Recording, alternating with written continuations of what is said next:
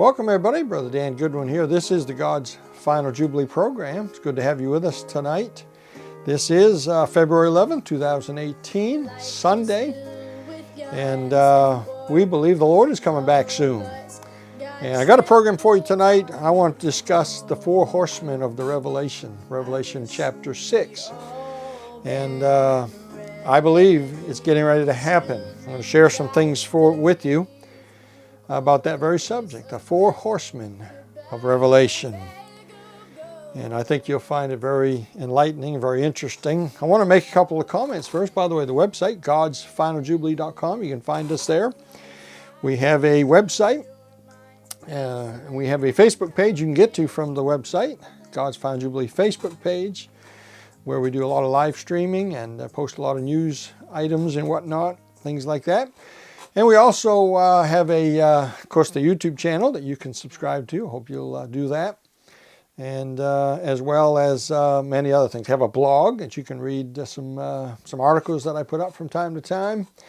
And of course, the bookstore is there on the website, and you can order from there. All right, and as far as my schedule, you go to my website, click on the events tab up top, and you can see some of the places I'll be speaking at that may be of interest to you. By the way, this coming Sunday, February 17th through the 19th, February 18th being a Sunday, a week from tonight, February 18th, I have open in the Knoxville, Tennessee, Pigeon Forge area. I will be down in there, and it's kind of a last-minute thing, and as of right now, I do not have any speaking engagements. So if you are anywhere near there and would like to speak with me about that, I would love to talk to you.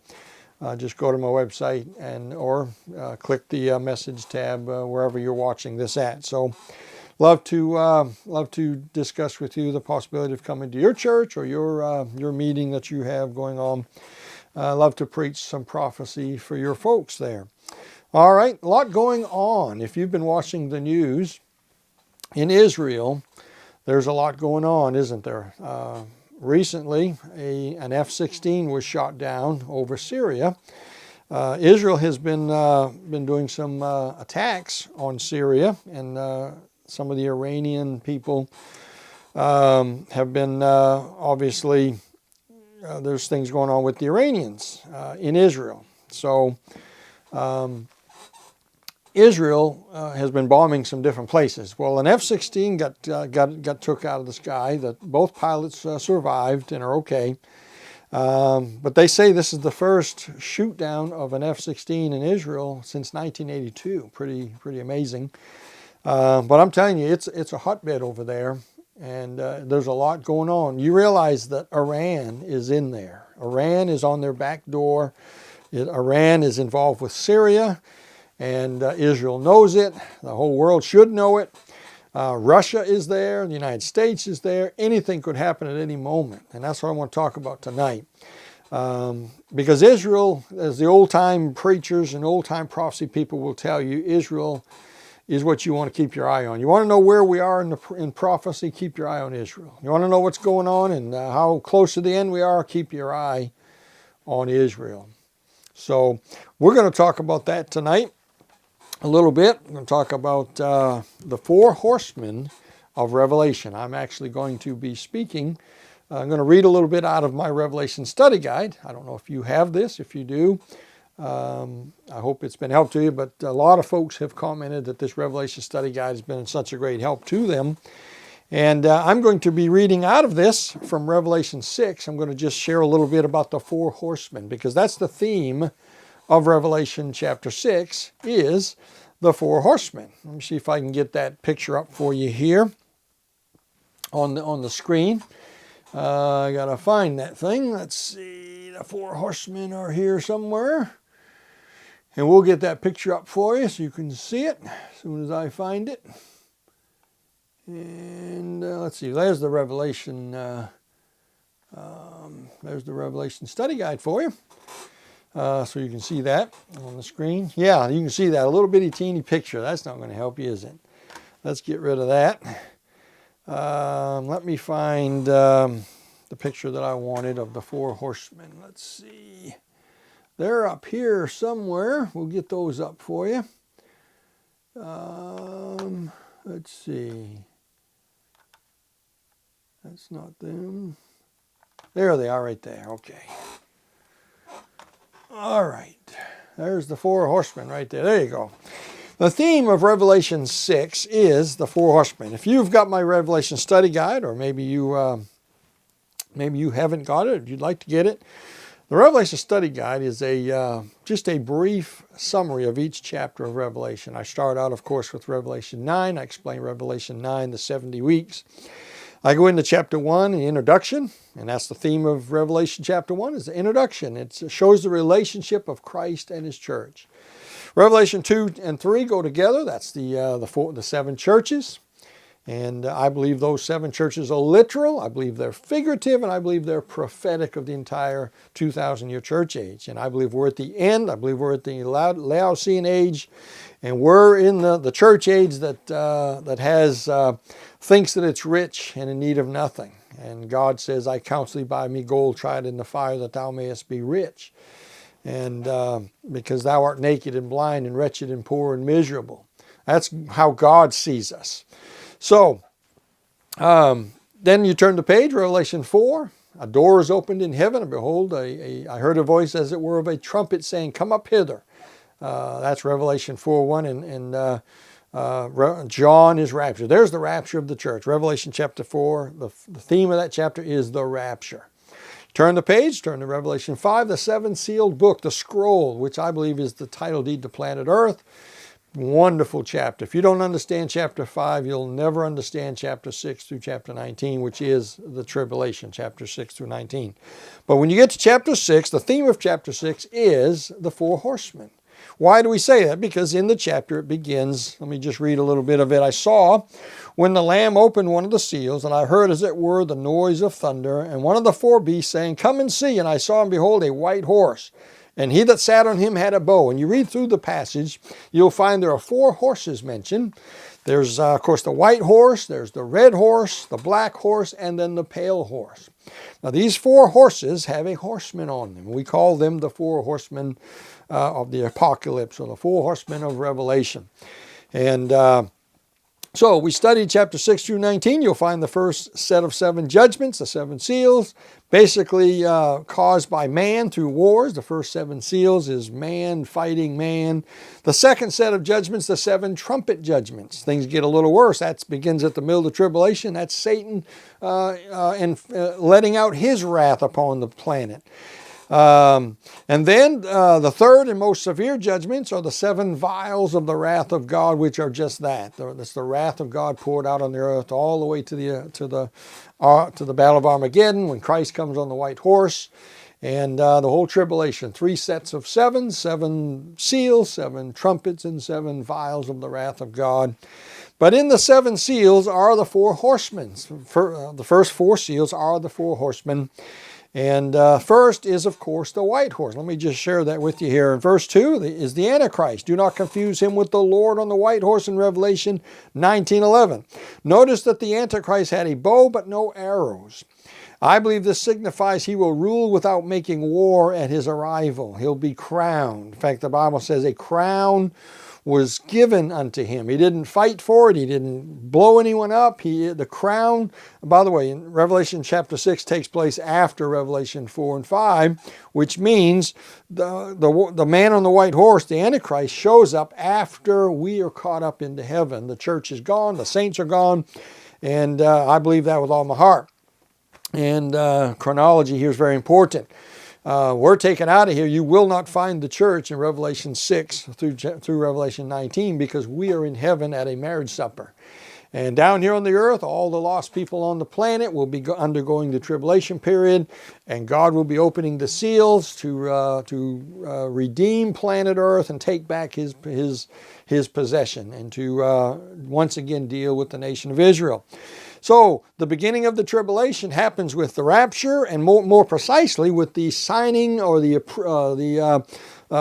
covenant. A covenant is the confirming of a covenant. Now, there's difference of opinion on what that means.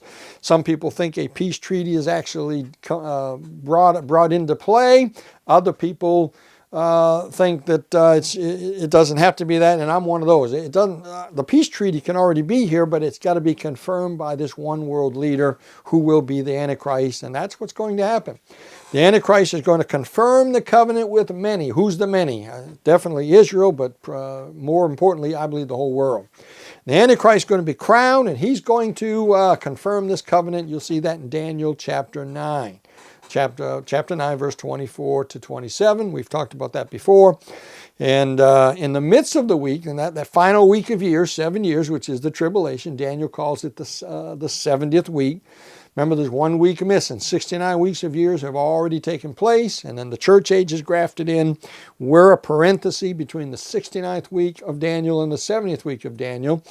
And when the church age is over, and we're taken out of here, that 70th week, we go right back to the 70th week of Daniel. Everything goes right back where it was when the church age began.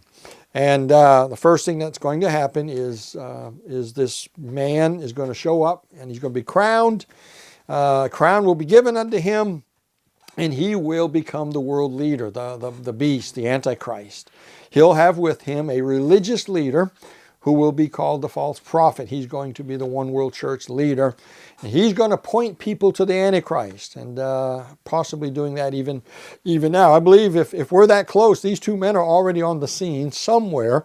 There's a man who's going to be the Antichrist, and there's a man, a religious leader, who's going to be the false prophet. These people are on the planet now, and are getting ready to take their place in the chess match that's getting ready to happen.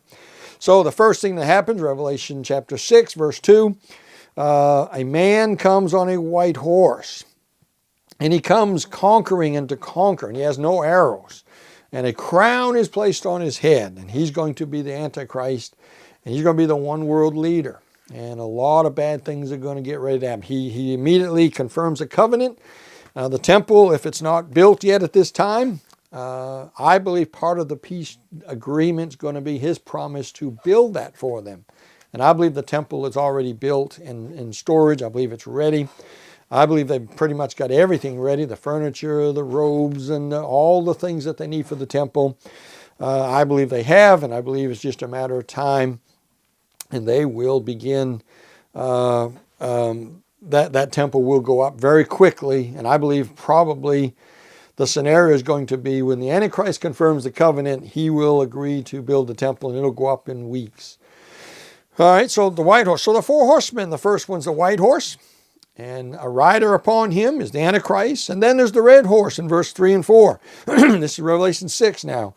This is the second seal. Notice he has power given to him to take peace from the world. Let me see, let me get a Bible here and read these verses for you real quick. All right, Revelation chapter 6, here we go. Revelation chapter 6, verse 1, I saw when the Lamb opened one of the seals. Notice it's Jesus that's orchestrating the tribulation. The Lamb, Jesus Christ, is the one that opens the seals and unleashes the tribulation period, the terrible things upon the earth. Jesus orchestrates it. The Lamb opens one of the seals, and I heard as it were a noise of thunder, one of the four beasts saying, "Come and see." And I saw and behold a white horse. Now this is rider number one. This is the white horse we just talked about. Behold, the white horse, and he that sat on him had a bow, and a crown was given unto him, and he went forth conquering and to conquer. No arrows are mentioned. He has a bow, symbolizing weaponry and power. Okay, so that's the white horse. That's the Antichrist in verse 1 and 2.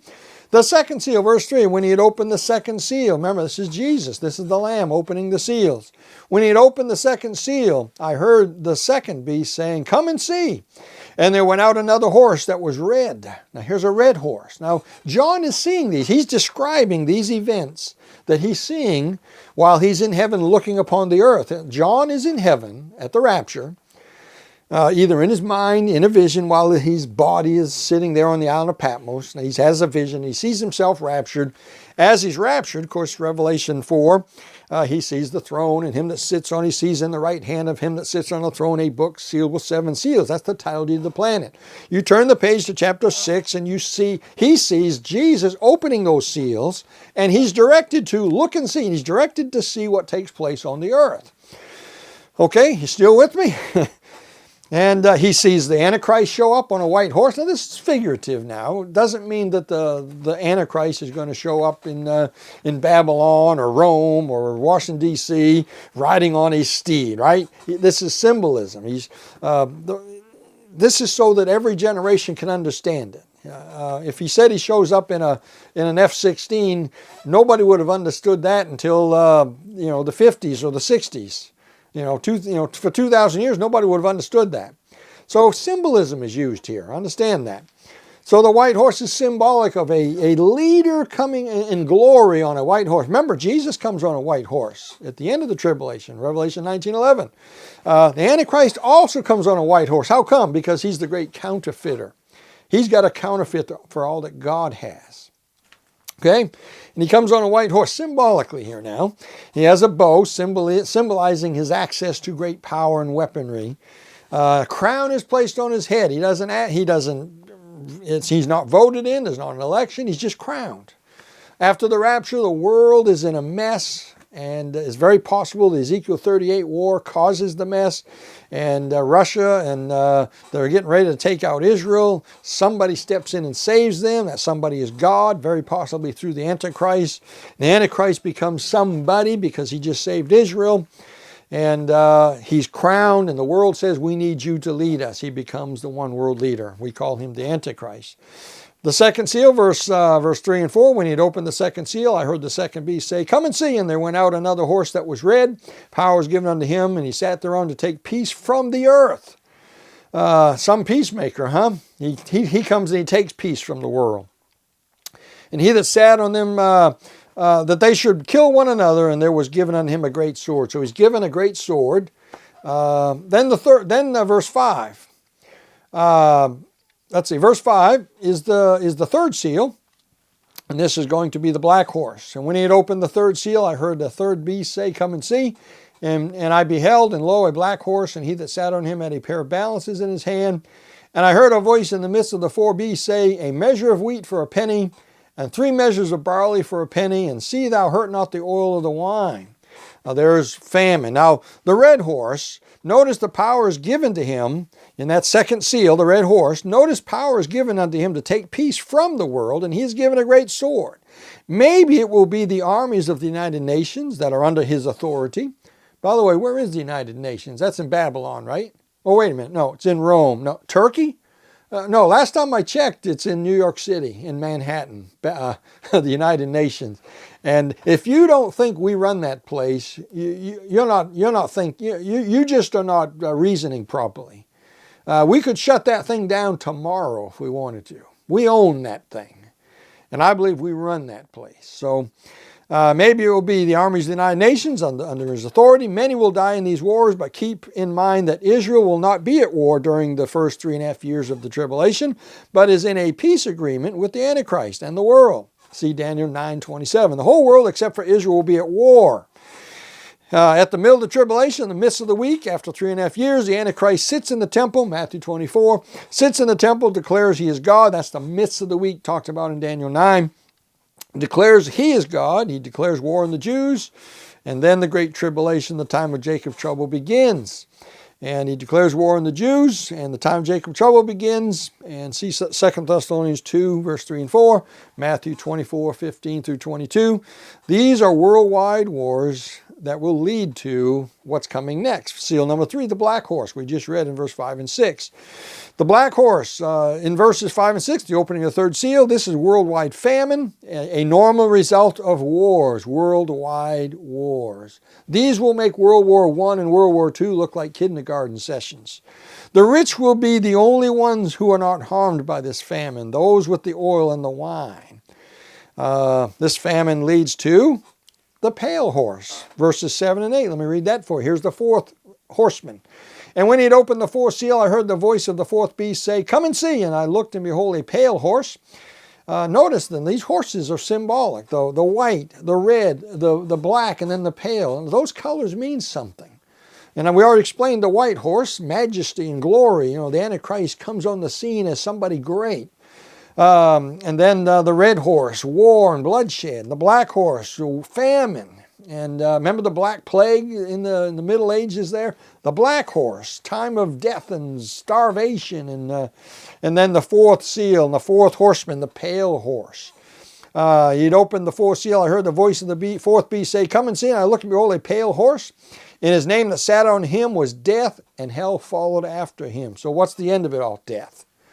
By the way, I believe these first four horsemen are in the first 5 or 6 months of the tribulation period.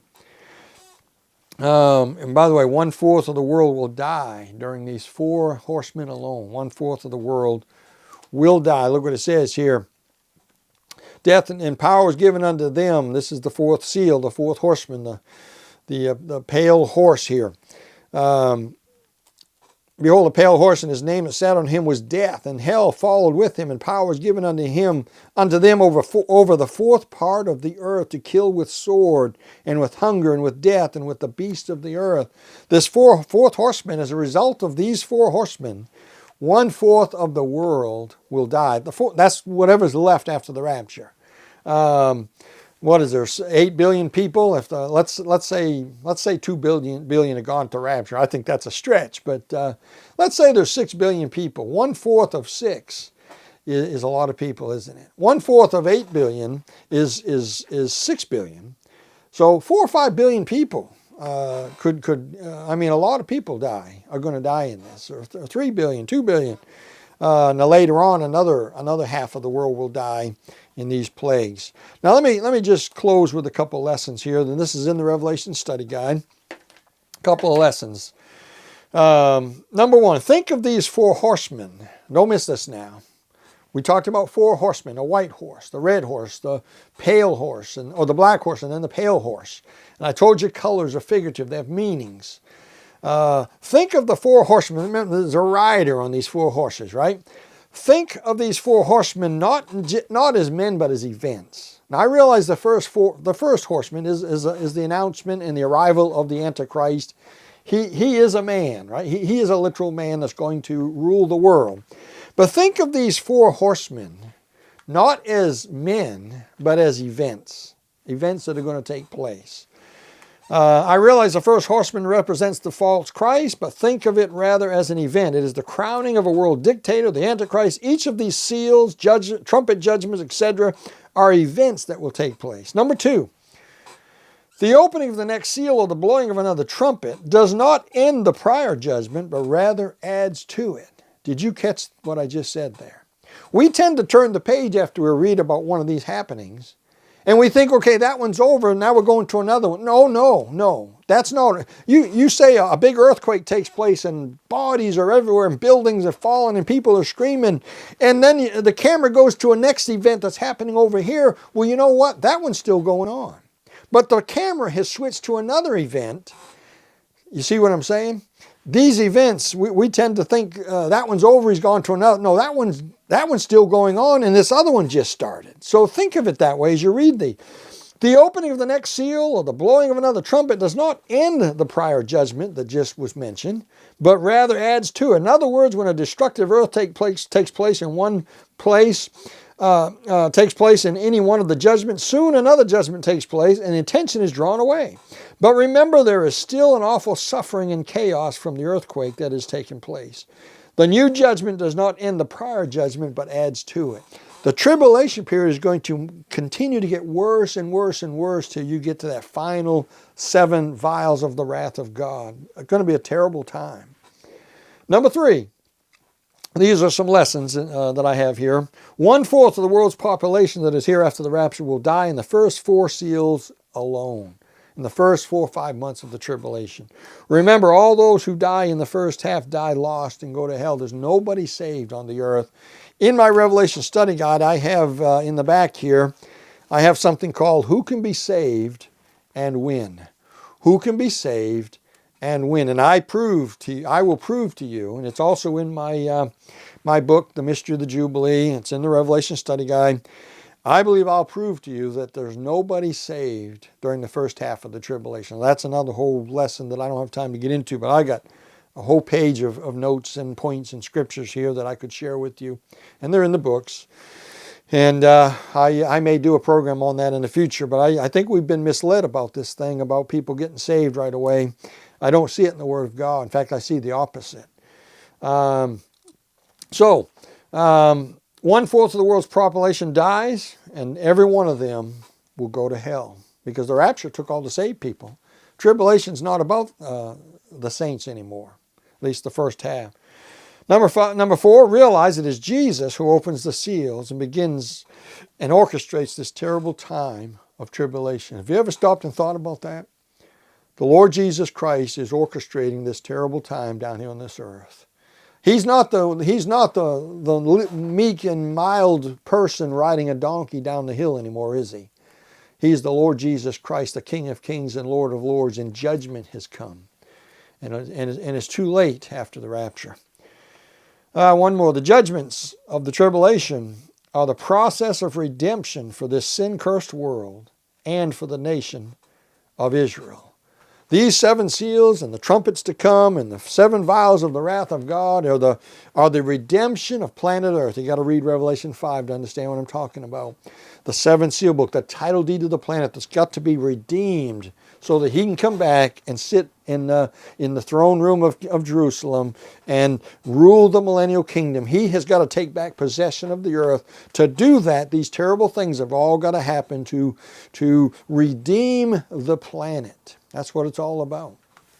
So, personal application. Number 1, be sure that you're born again. Be sure that you're saved so you don't get left behind and have to face these guys right here. You don't want to face these guys. Number 2, do all you can to get your loved ones saved. Your moms, your dads, your brothers, your sisters, your children, your grandchildren, your friends, your co-workers, your neighbors down the street. Make sure, do all you can to get people saved before it's too late, because the day's coming when it's going to be too late, and these guys are coming on the scene, the 4 horsemen of Revelation 6.